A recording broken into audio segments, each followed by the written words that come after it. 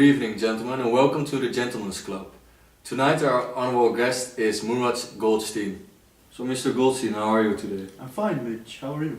I'm fine, thank you. Today we received a lot of emails about price floors. Can you tell us something about that?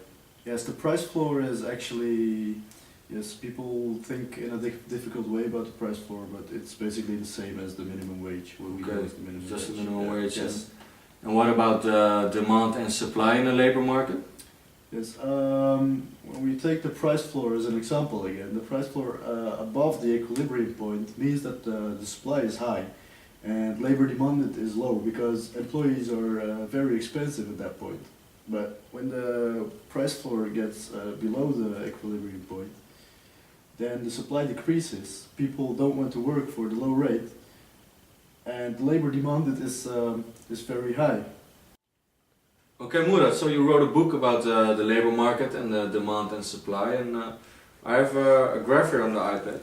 Can you tell something about the graph? Yes, I will.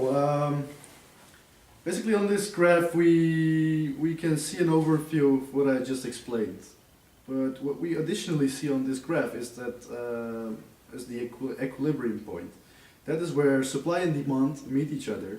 So no unemployment and no... There is no unemployment, there is no labor shortage. Okay. That is the perfect point.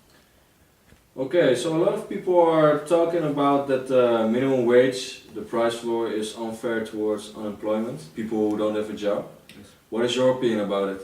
Yes, we can actually say that it might be true, because at the minimum wage we have the result and the rule. The result is unfair because only those people who have jobs and keep them benefit from the minimum wage. The unemployment end up worse off than they would be with no minimum wage actually. But when we look at the rule of the minimum wage, we see that it's also unfair. Firms looking for workers are willing to hire more labor, and people who are looking for work or are willing to work more hours, but they are not permitted by the minimum wage law to do so actually. Okay, Murat, thank you very much for this information. Okay, so I want to show you a little movie. We have a live reporter in Barcelona right now, Jose Peters, and he is showing us how the unemployment is going on now in the city. Okay, let's watch it. Hi, we're here in Barcelona. It's very cold and we are talking about minimum wage. Let's walk with me. Well, the minimum wage is set above the equilibrium wage, which means there's a surplus of labor, which come to unemployment. Look at this. We have to be very quiet because we don't want to wake this guy. So, shall we ask him? Shall we ask him? It's like a Spanish guy. It's like, yeah.